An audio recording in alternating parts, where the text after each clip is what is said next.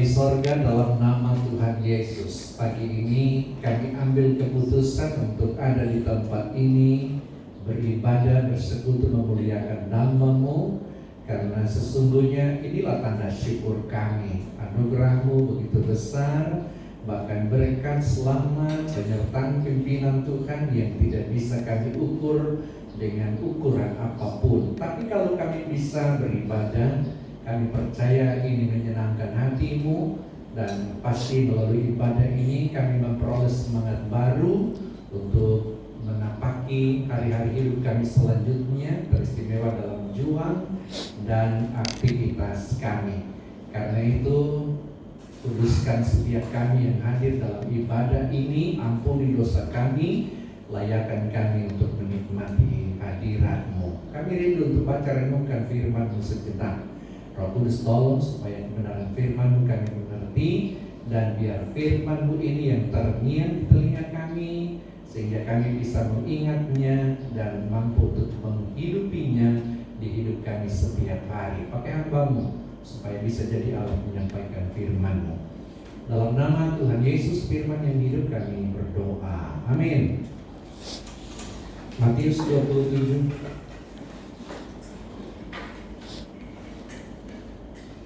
Kita baca ayat yang keempat saja. Matius 27 ayat yang keempat berkata demikian: Aku telah berdosa karena menyerahkan darah orang yang tak bersalah. Tetapi dalam mereka, apa urusan kami dengan itu? Itu urusanmu sendiri. Demikian bacaan Alkitab. Ada yang mau menyanyi? Ya, silakan.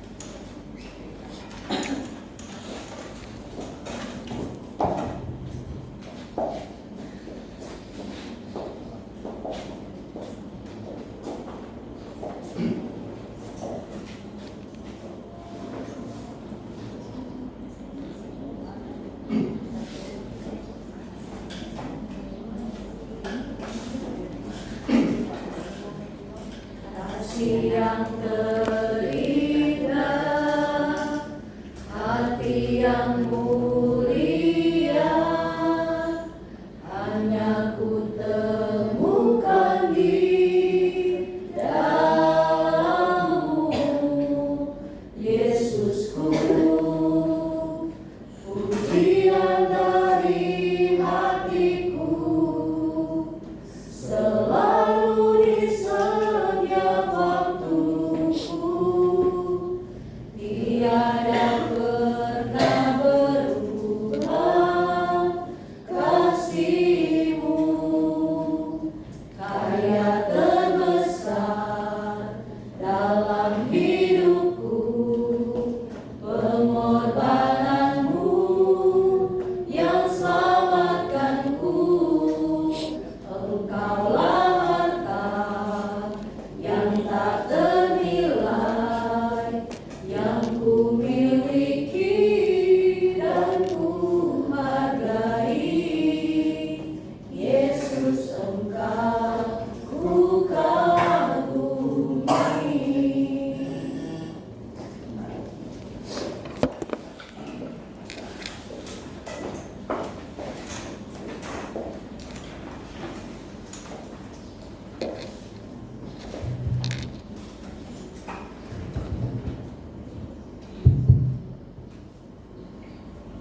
Salam sejahtera untuk kita semua. Shalom.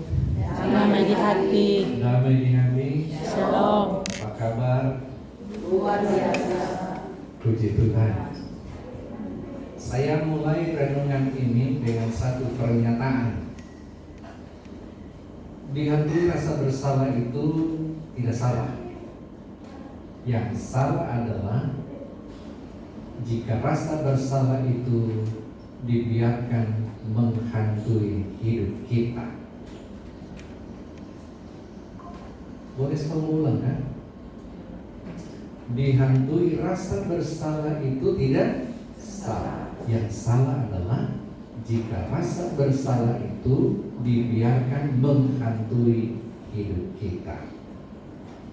Siapa tahu dapat hafal supaya kalau mas status di FB gagal ini kata-kata ini Pak Bob ya. Makasih Pak Bob, besok kasih kesempatan untuk pimpin ibadah dalam tanggung jawab sebagai kadis, kabit ya. Aminkan kalau salah. Saudara yang dikasih oleh Tuhan, semua orang termasuk kita yang ada di tempat ini pernah dihantui oleh rasa bersalah. Artinya ada sesuatu yang telah kita lakukan tapi kemudian berdampak buruk dalam hidup kita. Bisa jadi juga keluarga kita, tapi bisa juga komunitas kita. Dan rasa bersalah itu menghantui kita. Menghantui artinya mengejar-ngejar kehidupan kita, atau mungkin dia bagaikan monster yang terus menakut-nakuti kita bahwa kita bersalah, kita bersalah, kita bersalah.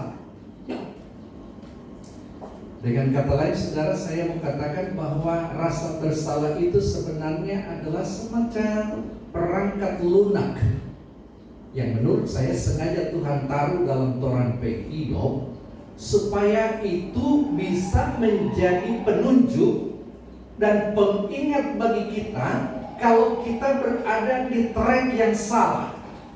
Dan kalau berada di track yang salah berarti karena ada yang pengingat, maka kita akan kembali ke on the track. Jadi semacam perangkat lunak, semacam aplikasi yang Tuhan tanam dalam hidup kita, dan itu akan mengantar kita untuk tahu bagaimana kita bawa hidup ini sebagaimana yang Tuhan inginkan. Pertanyaannya sekarang saudara adalah, bagaimana kita mengatasi rasa bersalah itu supaya tidak menghantui hidup kita? Ada 4 kemungkinan yang bisa kita lakukan. Pertama, biarkan saja rasa bersalah itu terus. Tidak usah melakukan apa-apa. Biar saja dia terus menghantui kehidupan kita. Tapi ada bahayanya. Kalau tidak dibereskan rasa bersalah itu, maka bisa jadi kesalahan yang sama akan punya kecenderungan berulang-ulang. Kenapa? Kita membiarkannya. Dan saya berharap kita tidak pilih yang nomor 1 ini, membiarkan rasa bersalah itu menghantui pikiran kita, karena dampaknya adalah kita harus siap terima risiko bahwa kesalahan yang sama akan berulang. Karena ada pepatah bilang kan, manusia tidak mungkin jatuh ke lubang yang sama, tapi itu akan terjadi kalau kita tidak bereskan yang nomor 1. Yang nomor 2 bisa jadi adalah bahwa kita akan cari kambing hitam. Jadi kalau kita dihantui rasa bersalah, untuk menutupi rasa bersalah itu, kita akan cari orang yang bersalah atau cari kambing hitam. Supaya apa? Kita bisa sedikit lega bahwa ada orang yang ternyata jadi korban ketika kita mengalihkannya. Saya berharap ini juga jangan kita pilih. Jangan suka cari kambing hitam, saudara. Karena belum tentu yang salah itu adalah seekor kambing, apalagi yang warnanya. Jangan suka cari kambing hitam. Tidak akan pernah salah itu kambing, apalagi yang warnanya hitam. Termasuk kalau orang ganti jadi putih, bukan orang yang salah, ya.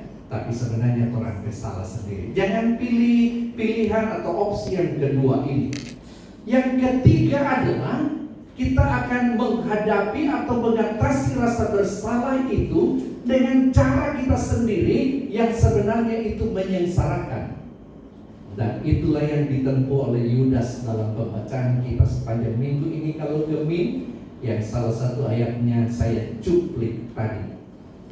Saudara, Yudas ini adalah seorang yang sebenarnya setelah menyerahkan Yesus, dia kemudian menyesal. Makanya dia bilang, aku telah berdosa karena menyerahkan darah orang yang tak bersalah. Rupanya penyesalan itu mengantar dia untuk merenung sejenak bahwa ternyata dia telah berdosa karena menyerahkan darah orang yang tidak bersalah.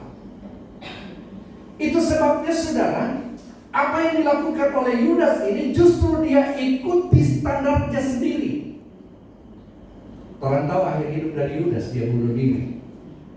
Jadi tidak usah heran kalau ada kasus bunuh diri zaman sekarang. Rupa yang masih segar di jembatan Tercein, so 2 orang korban di situ. Pasti alasannya karena ini. Bisa jadi karena dihantui rasa bersalah, tapi bisa juga ada masalah-masalah yang lain. Dan saya kira saudara, jangan orang punya kecenderungan untuk ikut cara Yudas, karena ini pasti akan menyengsarakan kehidupan kita pribadi, keluarga kita, bahkan komunitas kita. Dan ini tentunya dampaknya jangka panjang dan tetap diingat di setiap keturunan kita, dan karena itu kita harus menghindarinya. Apalagi di minggu sengsara yang kelima ini, kita diingatkan supaya dalam menghadapi hidup ini, orang jangan pilih cara Yudas, karena itu pasti berdampak buruk dalam hidup kita. Jangan pilih nomor 3. Lalu yang keempat saudara, dan saya berharap ini yang orang pilih, adalah orang datang kepada Tuhan. Jadi kalau dihantui rasa bersalah, maka yang harus kita lakukan adalah datang kepada Tuhan. Sebenarnya Yudas ini saudara, saya yakin dia pasti akan diampuni dosanya kalau penyesalan yang dia lakukan itu dia ikuti dengan tindakan pertobatan. Karena catatan Alkitab kan memberikan informasi kepada kita, ada banyak orang yang jatuh dalam dosa, tapi kemudian dia menyesal dan bertobat, maka pemulihan terjadi atas hidupnya. Amin saudara. Ingat Daud, dia melakukan kesalahan, dia bertobat, Tuhan ampuni dosanya dan Tuhan sayang dia. Petrus maksudnya ya, ketika dia sangkal Tuhan dan Tuhan tegur dia menyesal. Dan pada akhirnya dia menjadi seorang pemberita Injil yang hebat. Petrus itu satu kali dia berkhotbah 3.000 jiwa yang diselamatkan. Bedakan itu dengan sekarang ya. Satu kali bikin khotbah belum tentu ada orangnya. Apalagi sampai 3.000 kali berkhotbah, kadang-kadang belum ada satupun yang diselamatkan.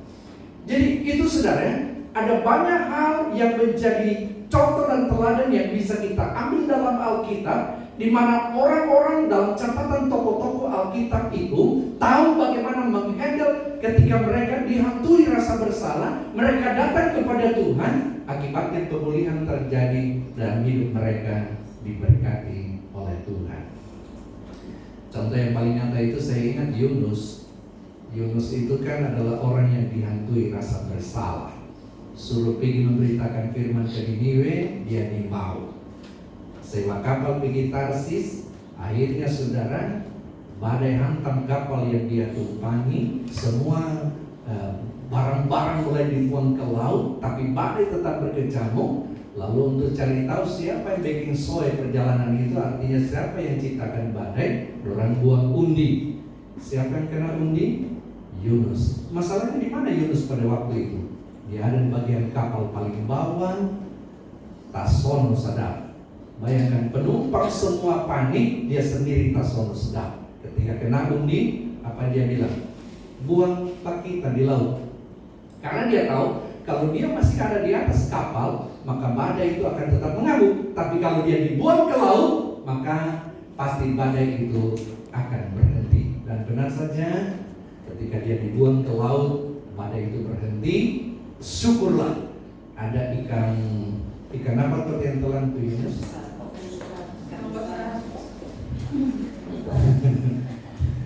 Masih dapat dengar ada jawab ikan paus no. Sampai guru sekolah minggu NC zaman dulu sama di mana-mana sama semua orang suka cari jalan potong kalau bercerita tentang ini ya. Padahal kita bilang tidak pernah bilang ikan paus tapi ikan besar. Cuma kan NC dulu mau suka cari gampang. Bagaimana caranya supaya anak-anak cepat mengerti ikan besar itu rupa apa? Sudah pilih ikan paus. Itu gampang itu ya. Dan akhirnya waktu Yunus ditelan oleh ikan saya kira masih ada yang mau jawab ikan paus. Ikan besar. Dan perhatikan saudara, di dalam perut ikan itu Yunus berdoa. Dan dalam doanya itu dia mengaku dosanya, lalu kemudian dia bertobat, minta ampun. Dan setelah 3 hari, ikan besar itu muntahkan dia ke darat, dan dia setia pada komitmen awal. Artinya ada pemulihan yang Tuhan kerjakan bagi mereka yang datang kepadanya kalau dia dihantui oleh rasa bersalah. Amin, saudara. Nah, saya berharap semua yang hadir ini ketika pernah berhadapan dengan yang namanya dihantui rasa bersalah, pilihlah pilihan yang keempat, bahwa saudara akan datang kepada Tuhan. Pasti beres. Karena bagaimanapun saudara, hidup kita ini tidak akan pernah terlepas dari yang namanya masalah, tantangan. Tapi kalau kita pernah mengalami yang namanya dihantui rasa bersalah, tolong jangan pilih jalan sendiri, jangan cari kambing hitam, jangan kasih biar itu rasa bersalah itu menghantui hidup kita, tetapi datanglah kepada Tuhan, maka pasti Tuhan akan memberikan jalan keluar bagi setiap kita yang datang kepadanya. Amin, saudara. Ada 3 janji Tuhan yang mesti selalu ingat. 1, sehelai rambut di atas kepala kita tidak akan jatuh kalau itu tidak dikehendaki oleh Bapa di sorga. 2, pencobaan masalah yang kita hadapi tidak akan melebihi kemampuan kita untuk menerimanya. Dan yang ketiga, Yesus sendiri berkata, ketahuilah, aku menyertai engkau sampai kepada akhir zaman. Saya berharap dengan 3 janji Tuhan ini saudara sukacita, dan karena itu saya kembali lagi kepada pernyataan awal. Dihantui rasa bersalah itu tidak salah. Yang salah adalah kalau kita membiarkan rasa bersalah itu menghantui kehidupan kita. Datanglah kepada Tuhan, semua pasti beres. Tuhan berkati kita sekalian. Amin.